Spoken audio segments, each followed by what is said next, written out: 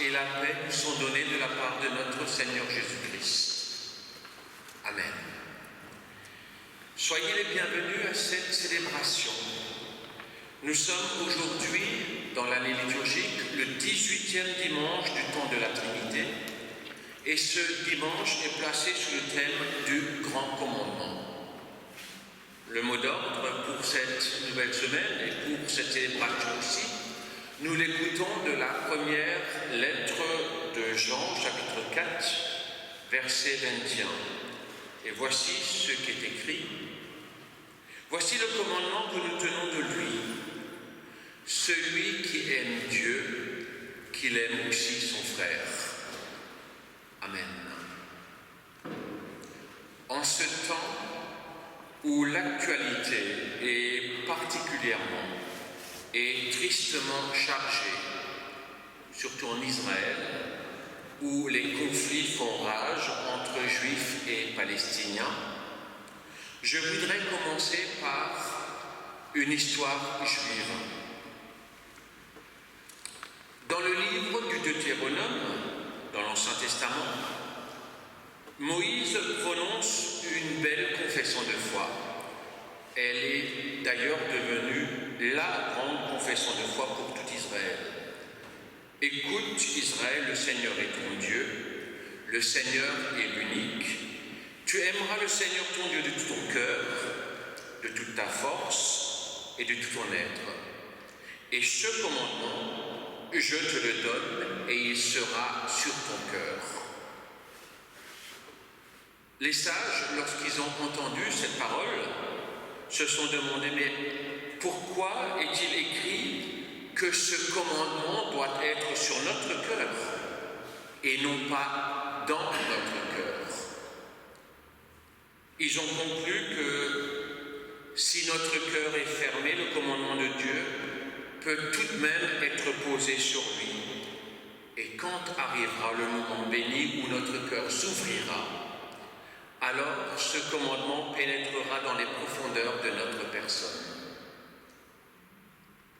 Ouvre nos cœurs, c'est notre prière ce matin, Seigneur, afin que ta parole ne reste pas en surface, mais pénètre dans nos vies jusqu'au plus profond de notre être et qu'elle nous conduise au grand commandement de l'amour.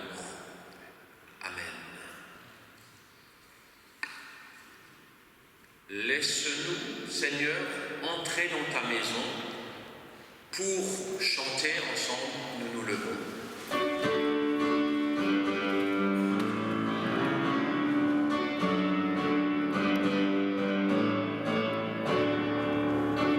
Laisse-nous, Seigneur, entrer dans ta maison. Laisse-nous venir chez toi. Laisse-nous, Seigneur, entrer dans ta maison. Laisse-nous chanter avec toi.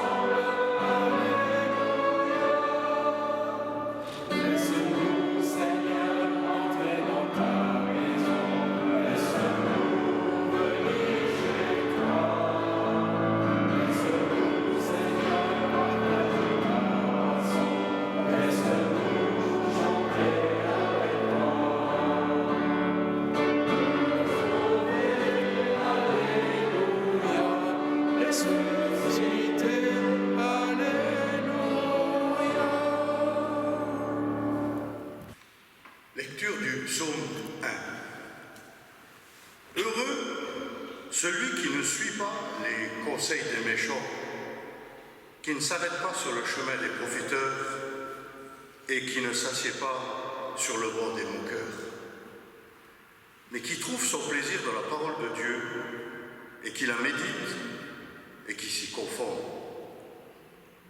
Il est comme un arbre planté près d'un cours d'eau, un arbre qui donne son fruit en son temps et dont le feuillage ne flétrit jamais. Tout ce qu'il entreprend lui réussit. Mais il n'en est pas ainsi des profiteurs. Ils sont comme la paille que le vent disperse. Que restera-t-il de leur vie? Rien qui ne vaille la peine de s'en souvenir. Ils disparaîtront, solitaires et oubliés de tous. On reconnaît la voie du bonheur à l'intensité de l'amour qui s'en dégage, tandis que le jeu des profiteurs les perdra, car il les égare à force de contresens, de contre-vérité et de contradiction. Et nous chantons le cantique 156, que la gloire du Seigneur subsiste à jamais.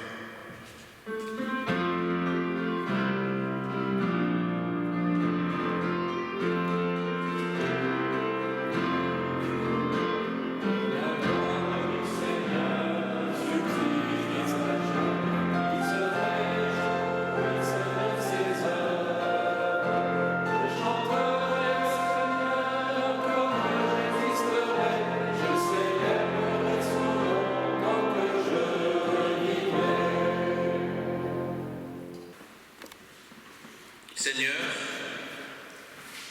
je fais le pari de l'amour, justement pour éloigner de mon quotidien la violence et la haine.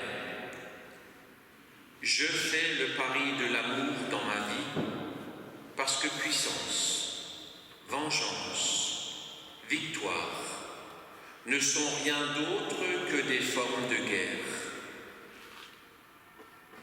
Je fais le pari de l'amour même lorsque l'épreuve me met à genoux. Je fais le pari de l'amour surtout lorsque la peur m'empêche de dormir et que l'obscurité trouble mes sens. Je fais le pari de l'amour pour chasser le mal, la haine du monde, et pour toujours à nouveau les nommer et les dévoiler. Les uns disent qu'ils se cachent dans l'appât du gain, d'autres disent qu'ils sont dans le monde parce que le monde est entre de mauvaises mains. Qu'importe. Moi, je fais le pari de l'amour et je prie Dieu qui nous aide, qui nous donne la force et le courage dans ce combat. Car ta bonté, Seigneur, vaut mieux que la vie.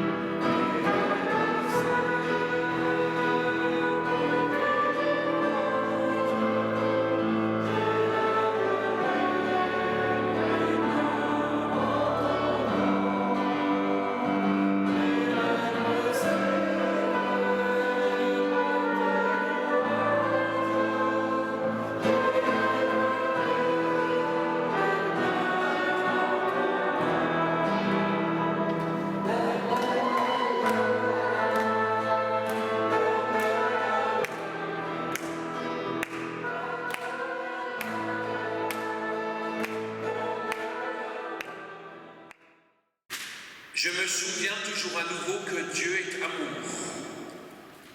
Il a tant aimé le monde qu'il a donné son Fils unique, afin que quiconque croit en lui ne meure pas, mais qu'il ait la vie éternelle. Et je me souviens de cette autre parole biblique, Dieu est amour, et ceux qui demeurent dans l'amour demeurent en Dieu, et Dieu demeure en eux. C'est la raison pour laquelle je veux faire le pari de l'amour. Magnifique est le Seigneur.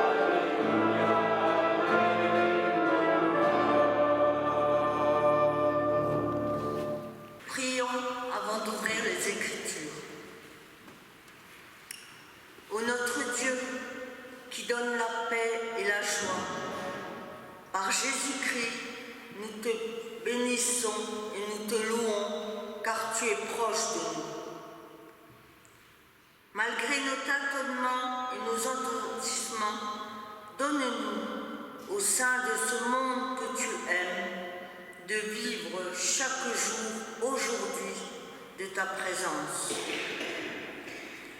Que ta parole sur nous, en nous, ne retourne pas à toi sans effet, sans avoir suscité la justice et la compréhension, la paix et la joie de ton royaume. Nous te le demandons au nom de Jésus-Christ notre Seigneur. Amen. Le premier texte de notre jour se trouve dans le livre de Paul aux Éphésiens, le chapitre 5, les versets 15 à 20.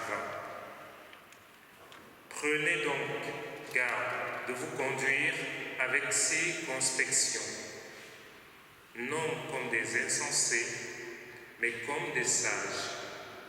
Rachetez le temps, car les jours sont mauvais. C'est pourquoi ne soyez pas inconsidérés, mais comprenez quelle est la volonté du Seigneur. Ne vous enivrez pas de vin, c'est la débauche. Soyez au contraire remplis de l'esprit. Entretenez-vous par des psaumes, par des hymnes et par des cantiques spirituels, chantant et célébrant de tout votre cœur les louanges au Seigneur. Rendez continuellement grâce pour toutes choses à Dieu le Père, au nom de notre Seigneur Jésus-Christ. Le deuxième texte se trouve dans l'évangile de Marc, le chapitre 10, les versets 17 à 27. Comme Jésus se mettait en chemin, un homme accourut et se jetant à genoux devant lui. « Bon maître, lui demanda-t-il, que dois-je faire pour hériter la vie éternelle ?» Jésus lui dit, « Pourquoi m'appelles-tu bon? Il n'y a de bon que Dieu seul. Tu connais les commandements. Tu ne commettras point d'adultère. Tu ne tueras point. Tu ne déroberas point. Tu ne diras point de faux témoignages. Tu ne feras tort à personne. Honore ton père et ta mère. » Il lui répondit, « Maître, j'ai observé toutes ces choses dès ma jeunesse. » Jésus l'ayant regardé, l'aima et lui dit, « Il te manque une chose. Va, vends tout ce que tu as, donne-le aux pauvres, et tu auras un trésor dans le ciel. Puis viens et suis-moi. » Mais affligé de cette parole, Cet homme s'en alla tout triste, car il avait de grands biens.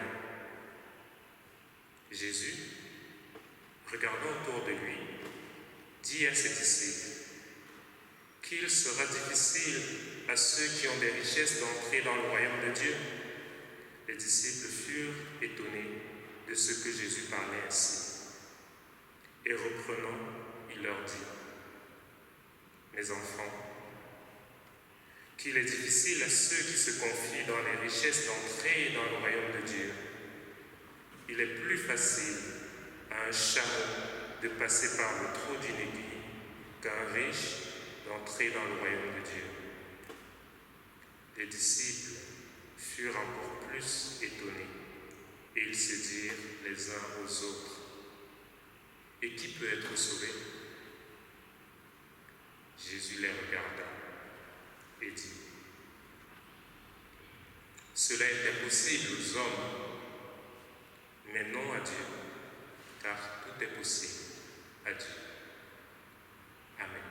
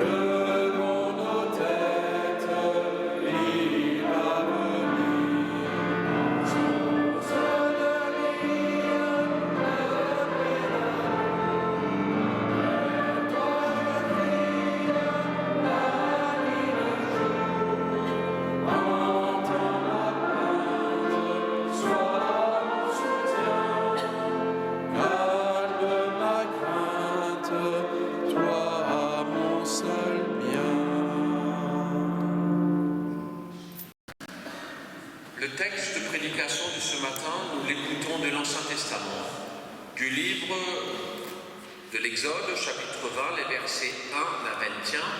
C'est un texte que normalement vous connaissez tous pour l'avoir appris au catéchisme, puisqu'il s'agit des 10 commandements.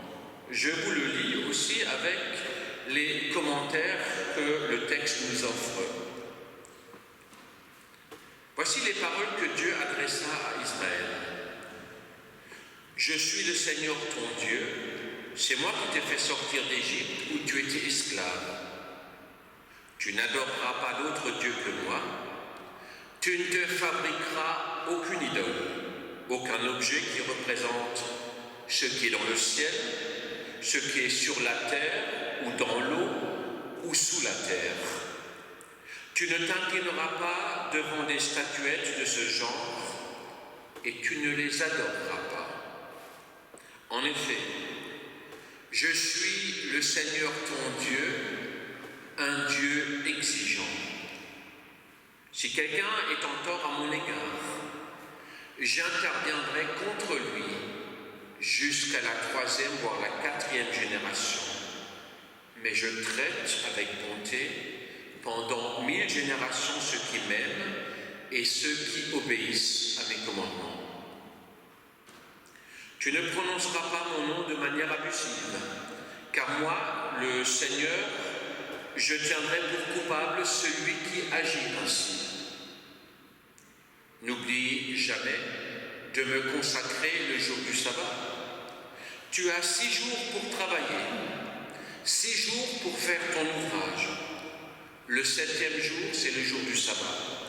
Ce jour m'est réservé à moi, moi le Seigneur ton Dieu. Tu ne feras aucun travail ce jour-là, ni toi, ni tes enfants, ni tes serviteurs ou servantes, ni ton bétail, ni l'étranger qui réside chez toi. En 6 jours, j'ai créé le ciel, la terre, la mer et tout ce qu'ils contiennent. Puis, je me suis reposé le 7e jour. C'est pourquoi, moi, le Seigneur ton Dieu, je bénis ce jour, le jour du sabbat, et je veux qu'il me soit consacré. Respecte ton père et ta mère, afin de jouir d'une longue vie dans le pays que moi, le Seigneur ton Dieu, je te donnerai. Tu ne commettras pas de meurtre, tu ne commettras pas d'adultère, tu ne commettras pas de vol, tu ne commettras pas de faux témoignages contre ton prochain, et tu ne convoiteras rien de ce qui appartient à ton prochain, ni sa maison, ni sa femme, ni sa servante, ni son serviteur, ni son bœuf, ni son âne. Tous les Israélites entendirent les coups de tonnerre et la sonnerie de trompette. Tous virent les éclairs et la montagne fumante. Ils se mirent à trembler de peur, et ils se tenaient à bonne distance. Ils dirent à Moïse, « Parle-nous toi-même et nous t'écouterons, mais que Dieu ne nous parle pas, en tout cas pas directement, sinon nous mourrons. » Moïse leur répondit, « Ne craignez rien. Si Dieu s'est approché de vous, c'est pour vous mettre à l'épreuve. Il veut que vous reconnaissiez son autorité et que vous ne commettiez aucun péché. » Les Israélites restèrent donc à distance, tandis que Moïse s'approchait de l'épais nuage où se tenait Dieu. Amen.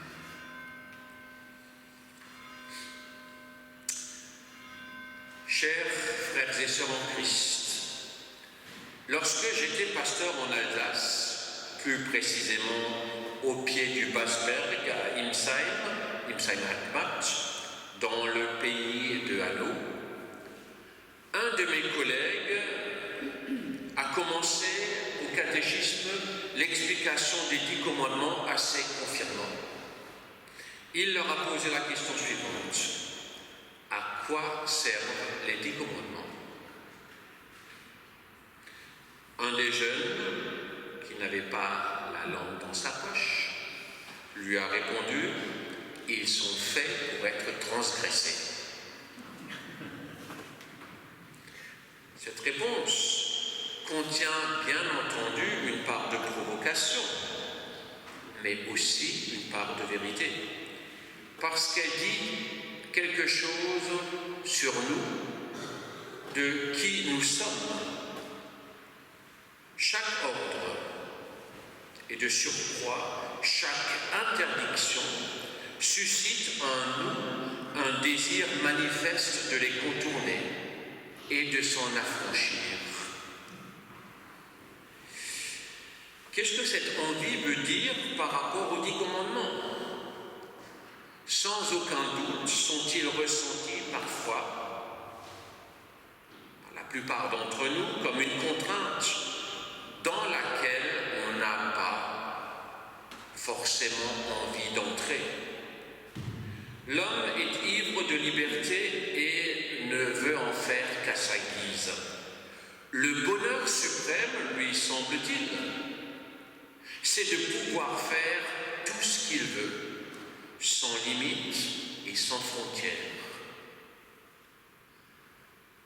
Les moins jeunes d'entre nous, ceux qui ont connu mai 68, connaissent peut-être encore ce dicton qui était à l'honneur: jouir sans entrave. Voilà la liberté absolue. Et tant pis pour les autres. Tant pis si ma liberté efface celle des autres, ils n'ont qu'à faire place, ils n'ont qu'à s'écarter. La Bible nous dit que c'est une erreur fondamentale, car le bonheur, ce n'est pas d'être libre de faire tout ce que nous voulons. Chacun de nous a ses propres aspirations, souvent différentes de celles de notre voisin. Que serait la vie ensemble si chacun faisait selon ses envies et ses désirs? Posez-vous juste la question dans votre famille. Quelle serait la situation? Je vais faire une petite excursus parce qu'il y a une anecdote qui me vient à l'esprit. Un jour, mes enfants m'ont dit: papa, tu es trop sévère. Ah bon? Oui, c'est toi qui fais les lois et nous on doit respecter. Ok? Qu'est-ce que tu voudrais qu'on fasse? Oh ben, un jour où chacun peut faire ce qu'il veut, où chacun est libre. Ok. Le lendemain, on a commencé ce jour. Ça n'a pas duré très longtemps, parce que papa avait aussi envie de faire ce qu'il voulait. Alors, chacun a pris le petit déjeuner comme il voulait. Chacun s'est assis à table. Et papa, quand il avait fini de manger, d'un revers de main, a tout balayé et tout jeté par terre. Les enfants ont dit: mais tu ne peux pas faire ça, pourquoi? Chacun peut faire ce qu'il veut. Alors, je la fais courte. Au bout d'une heure ou d'une demi-heure, les enfants ont dit: papa, on voudrait à nouveau revenir à une vie où il y avait des règles. Si chacun fait ce qu'il veut, ce n'est pas vivable. Le bonheur qui nous est proposé dans la Bible, c'est d'apprendre à faire ce que nous devons pour que la vie ensemble soit juste et soit possible, ou soit juste possible. D'ailleurs, ce n'est pas seulement la Bible qui porte cette aspiration haute, mais c'est la plupart des religions à travers la règle d'or. Ne fais pas à l'autre ce que tu ne veux pas qu'on te fasse. C'est pour notre bonheur, pour notre épanouissement que Dieu met en face de nous sa volonté, pour que la vie des humains en général se déroule dans un climat de paix, d'harmonie et de justice. Et nous sommes loin du compte quand on regarde quotidiennement l'actualité.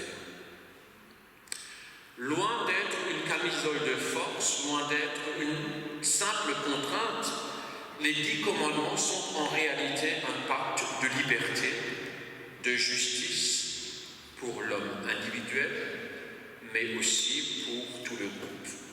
D'ailleurs, ce n'est pas un hasard si ces commandements ont été donnés au peuple d'Israël à la sortie de l'esclavage, au moment où ils ont scellé une alliance avec Dieu, une alliance sacrée, puisque Dieu lui-même s'y implique.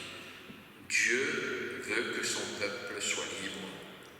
Et les théologiens, au lieu d'appeler cela les 10 commandements, qui aiment qu'on lui commande ce qu'il a à faire, ont préféré appeler ce texte les 10 paroles de liberté. Peut-être me direz-vous, comme d'ailleurs le jeune homme riche dans l'évangile que nous venons d'entendre, mais toutes ces choses, nous les avons respectées depuis notre enfance. Et probablement, avez-vous raison, vous n'avez, je l'espère, pas tué, pas volé, pas trompé. Mais alors c'est intéressant de comprendre comment Jésus interprète ces 10 paroles en Matthieu 5, dans son fameux sermon sur la montagne. Il dit, « Vous avez appris qu'il a été dit aux anciens, tu ne commettras pas de meurtre. Celui qui commet un meurtre devra répondre de ses actes au tribunal. Et moi je vous dis, quiconque se met en colère contre son frère devra déjà en répondre au tribunal. Celui qui traitera son frère d'imbécile sera justiciable. » Un peu plus loin, Jésus dit encore, « Vous avez appris qu'il est dit, tu ne commettras pas d'adultère, mais moi je vous dis, quiconque regarde une femme avec convoitise a déjà commis dans son cœur un adultère avec elle. » En écoutant, ne serait-ce qu'un extrait de l'interprétation que Jésus en fait dans son sermon sur la montagne, la tête me tourne. Car cette dimension des commandements devient tellement colossale qu'on peut se demander qui est capable de les observer ainsi. Martin Luther répond, personne. Ce qui lui fait dire que les 10 commandements ont une vertu pédagogique pour montrer à chacun de nous le péché qui nous habite et pour nous ouvrir les yeux sur notre nature corrompue. Mais alors, me direz-vous, en quoi ces 10 paroles de vie sont des paroles de vie? En quoi conduisent-elles à la liberté? Elles sont paroles de vie pour nous chrétiens car elles nous conduisent à la liberté en Jésus-Christ. Avec lui, main dans la main, le regard fixé sur lui, nous pouvons marcher joyeusement et librement sur la route en ayant comme boussole cette parole de Dieu, ces paroles de liberté. Et si nous trébuchons, et croyez-moi, cela arrive immanquablement à chacun d'entre nous, nous savons que le Christ nous relèvera et qu'il nous donnera les forces nécessaires pour continuer à marcher sur ce chemin de justice. Ainsi, cette façon de vivre et cette façon de voir aussi les commandements chasse en nous tout désir orgueilleux de mériter le ciel par une pratique irréprochable. Elle fait naître en nous l'humilité, la modestie, mais aussi la libération. Nous sommes libérés de cette tension insupportable d'une obéissance parfaite, d'une obéissance sans faille, d'une obéissance idéale et irréalisable. Nous avons le droit de vivre devant Dieu et devant les hommes tels que nous sommes, à la fois pécheurs, imparfaits, comme le disait Martin Luther, à la fois comme des gens commettant des erreurs, mais en même temps justifiés. Justifiés, c'est-à-dire pardonnés par Dieu lui-même. Et il nous a donné une force pour apprendre à vivre notre condition humaine ensemble. Cette force, c'est le pardon. Le pardon qui nous est accordé par Dieu en Jésus-Christ et le pardon que nous devons nous accorder les uns aux autres. Vous connaissez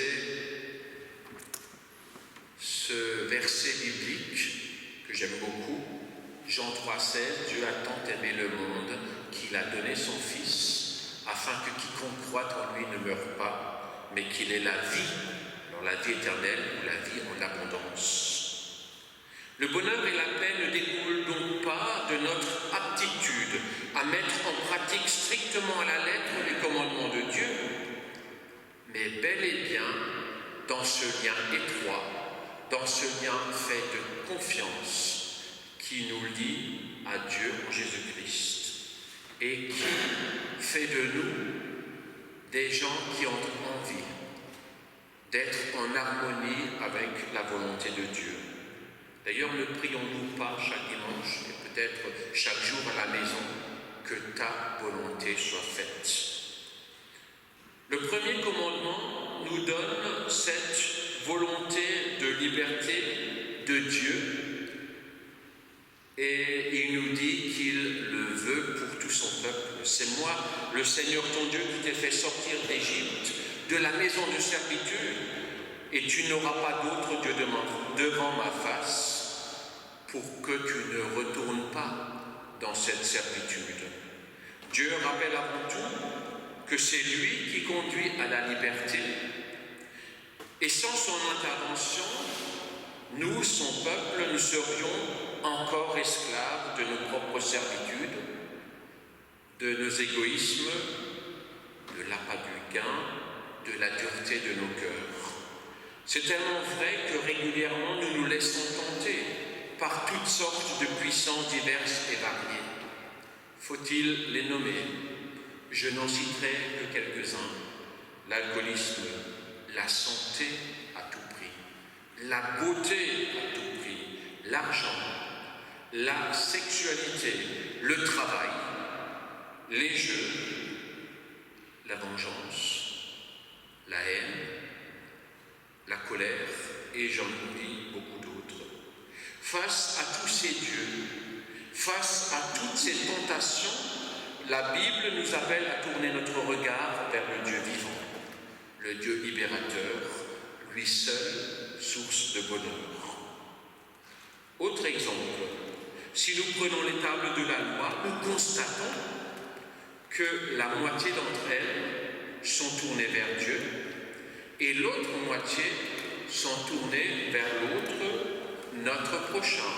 Mais le point commun qui unit toutes ces paroles, ce point commun qui les récapitule, c'est ce double commandement de l'amour que Jésus a résumé par « Tu aimeras le Seigneur ton Dieu de toute ta force, de toute ta pensée, de tout ton être, de toute ton âme, et tu aimeras ton prochain comme toi-même. » Et dans ton prochain, ce n'est pas celui uniquement que tu connais, qui t'est agréable, qui t'est proche. Jésus dit, revenons au sermon sur la montagne, aimez vos ennemis, priez pour ceux qui vous persécutent, afin d'être vraiment les fils de votre Père qui est aux cieux. Oh combien c'est difficile. La volonté, c'est que nous dépassions le seul amour naturel envers celles et ceux qui nous aiment en retour. Le véritable amour, celui dont le Christ nous a donné l'exemple, c'est l'amour gratuit, qui se livre sans rien attendre en retour. L'acte gratuit. N'est-ce pas là une belle définition de la grâce? L'amour qui trouve son bonheur en aimant le premier et pas en cherchant à être aimé en retour. Voilà pourquoi les 10 paroles de vie, loin de nous enfermer, veulent nous ouvrir à la vie et à la liberté, à une vie ensemble en harmonie avec notre Dieu et en harmonie avec notre prochain. Mais je voudrais rajouter encore une dimension qui est évoquée dans le texte en Exode que je vous ai lu tout à l'heure, en harmonie aussi avec la création tout entière. Donc nous sommes les lieutenants, les lieux tenants, ceux qui tiennent les lieux à la place du propriétaire, à la place du Créateur, à la place de Dieu qui nous fait confiance. Puissent nos cœurs et notre intelligence comprendre toute la sagesse de ces paroles et puissions-nous vivre ensemble dans cet esprit à la gloire de Dieu. Amen.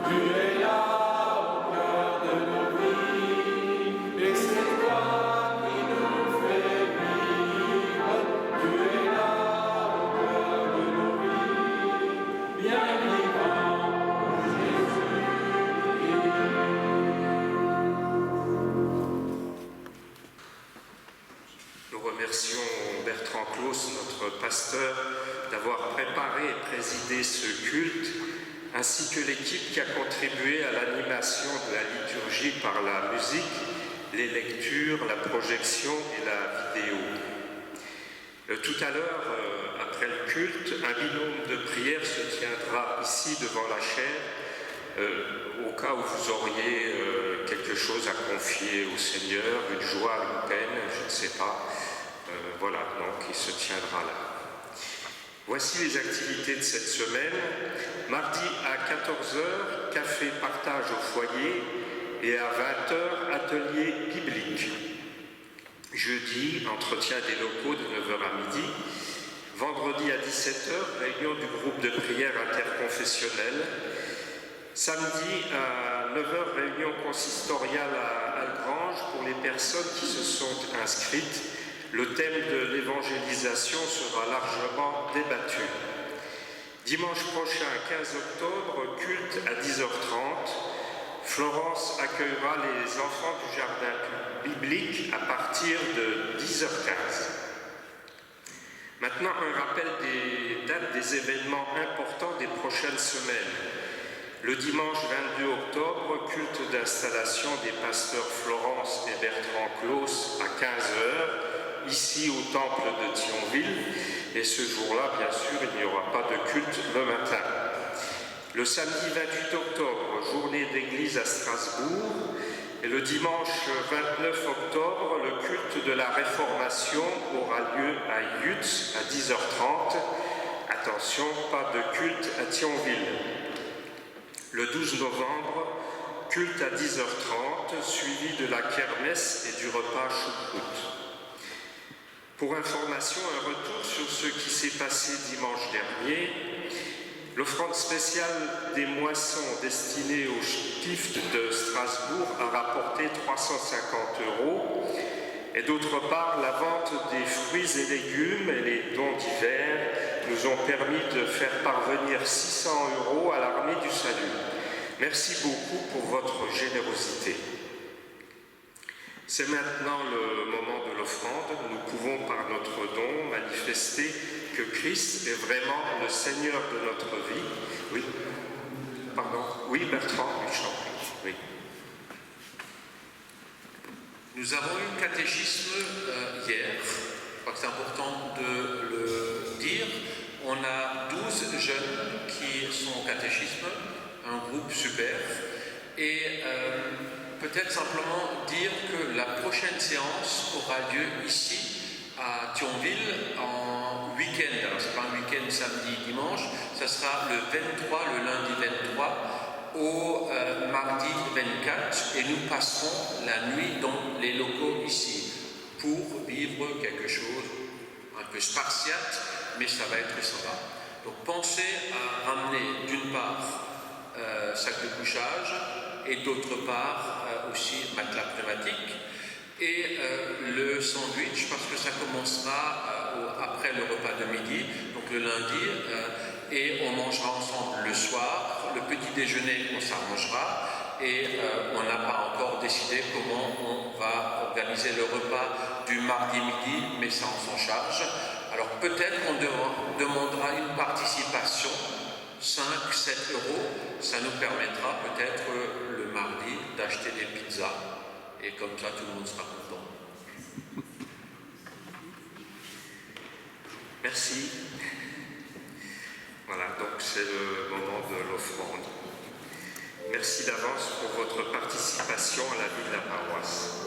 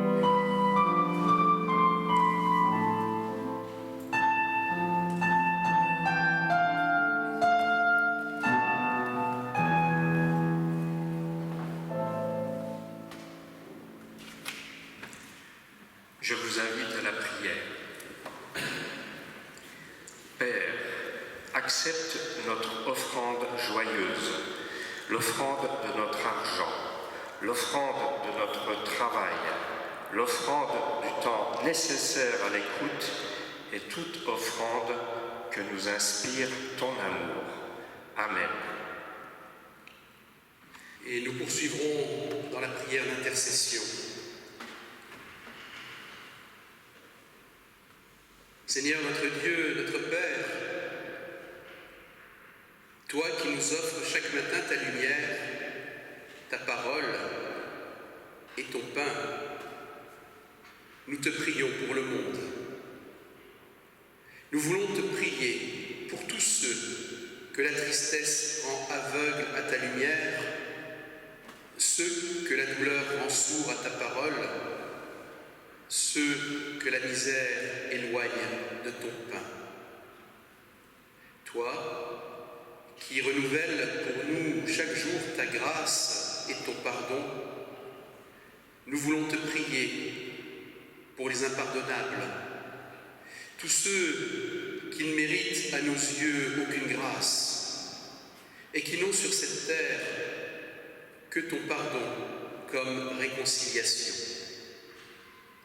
Relève-les et soutiens ceux qui leur prêtent un bras, leur tendent une main ou leur offrent un regard. Toi qui connais nos tentations et nous délivres du mal, nous te prions pour tous ceux dans notre monde, dans nos églises, qui se battent pour conquérir le pouvoir, pour tous ceux qui écrasent pour montrer leur puissance, pour tous ceux qui s'isolent en haut de leur gloire. Apprends-leur, Père, apprends-nous qu'il n'y a qu'un seul règne, une seule puissance et une seule gloire, ceux de ton amour. Et ensemble, nous te disons, notre Père qui es aux cieux, que ton nom soit sanctifié, que ton règne vienne, que ta volonté soit faite sur la terre comme au ciel. Donne-nous aujourd'hui notre pain de ce jour. Pardonne-nous nos offenses, comme nous pardonnons aussi à ceux qui nous ont offensés. Et ne nous laisse pas entrer en tentation, mais délivre-nous du mal, car c'est à toi qu'appartiennent le règne, la puissance et la gloire pour les siècles des siècles. Amen. Et je vous invite encore à chanter ensemble au cantique 890, les strophes 1 à 3, « Viens et nous bénis ».